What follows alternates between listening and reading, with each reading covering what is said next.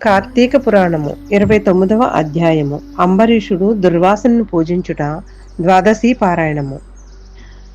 ఆత్రి మహాముని అగస్తుల వారితో ఈ విధముగా సుదర్శన చక్రము అంబరీషునికి అభయమిచ్చి ఉభయలను రక్షించి భక్త కోటికి దర్శనమిచ్చి అంతర్ధానమైన వైనము చెప్పి తిరిగి ఇట్లు నొడవసాగింది. ఆ తరువాత అంబరీషుడు దుర్వాసుని పాదములపై పడి దండ ప్రమాణములు ఆచరించి పాదములను కడిగి ఆ కడిగిన నీళ్లను తన శిరస్సుపై చల్లుకొని, ఓ మునిశ్రేష్ఠ, నేను సంసార మార్గమందున్న ఒక సామాన్య గృహస్థుడను. నా శక్తి కొలది నేను శ్రీమన్నారాయణ సేవింతును. ద్వాదశి వ్రతము సేచుకొనుచ ప్రజలకు ఎట్టి కీడు రాకుండా ధర్మవర్తనుడై రాజ్యమేలుచున్నాను. నా వలన మీకు సంభవించిన కష్టమునకు నన్ను మన్నింపుడు.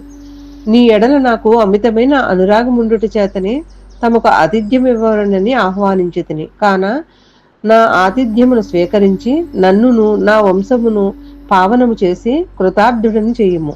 మీరు ఈ దయార్థ హృదయములు ప్రథమ కోపముతో నన్ను శపించునని మరల ఆ గృహమునకు విచ్చేసి తిని నేను ధన్యుడినైతిని. మీ రాక వలన శ్రీ మహావిష్ణువు యొక్క సుదర్శనమును చూచు భాగ్యము నాకు కలిగినది. అందులకు నేను మీ ఉపకారమును మరువలేకున్నాను. మహానుభావ, నా మనస్సు సంతోషంచే మిమ్మిట్లు స్తుతింపవలెనుచో నా నోట పలుకులు రాకున్నవి. నా కండ్ల వెంబడ వచ్చే ఆనంద పుష్పములను తమ పాదములు కడుగుచున్నాను. తమకు ఎంత సేవ చేసినను ఇంకనూ రుణపడియుందును. కాన ఓ పుణ్యపురుష, నాకు మరలా నరజన్మ రాకుండా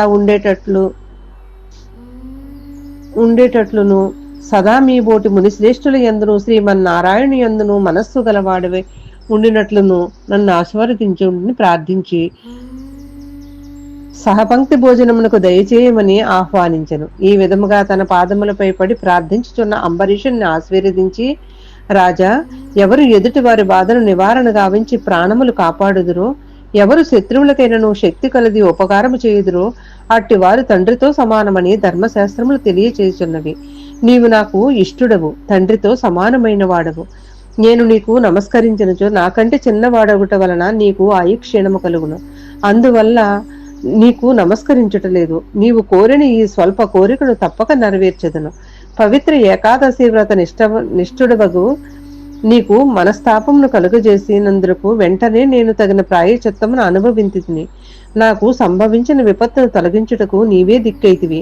నీతో భోజనము చేయుట నా భాగ్యము కాక మరొకటి యగునా అని దుర్వాస మహాముని పలికి, అంబరీషుని ఆభిష్టం ప్రకారము పంచభక్ష పరమాణములతో సంతృప్తిగా విందారగించి అతని భక్తిని కడుంగడు ప్రశంసించి అంబరీషుని దీవించి సెలవు పొంది తన ఆశ్రమమునకు వెళ్ళెను.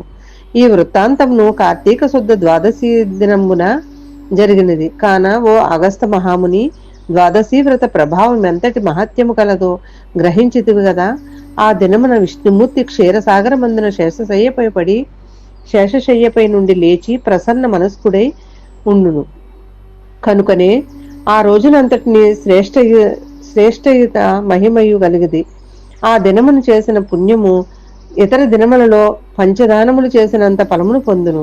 ఏ మనుజుడు కార్తీక శుద్ధ ఏకాదశి రోజున శుష్కోపవాసం నుండి పగలెల్లా హరినామ సంకీర్తనము చే గడిపి ఆ రాత్రంతయు పురాణము చదువుతూ లేక వింటూ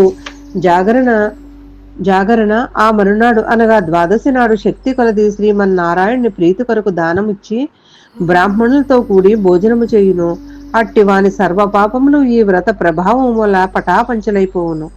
ద్వాదశి దినము శ్రీమన్నారాయణునకు ప్రీతికరమైనది కనుక ఆనాడు ద్వాదశి గడియలు తక్కువగా ఉన్నను ఆ గడియలు దాటకుండగానే భుజింపవలెను.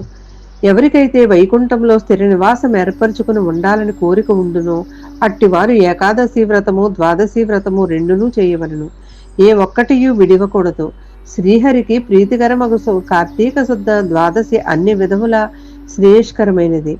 దాని ఫలితము గురించి ఎంత మాత్రము సంశయింపకూడదు. మర్రి చెట్టు విత్తనము చాలా చిన్నది అయినను అదే గొప్ప వృక్షమై వివిధముగా కార్తీక మాసములో నియమానుసారముగా చేసిన ఏ కొంచెము పుణ్యమైనను అది అవసాన కాలమున యమదూతల పాలు కానీయకుండా కాపాడను. అందులకే ఈ కార్తీక మాస వ్రతము చేసి దేవతలే కాక సమస్త మానవులు తరించిరి. ఈ కథలు ఎవరు చదివినను లేక వినను సకల ఐశ్వర్యములు సిద్ధించి సంతాన ప్రాప్తి కూడా కలుగును అని ఆత్రి మహాముని అగస్త్యునికి బోధించిరి. 29వ రోజు పారాయణము సమాప్తము.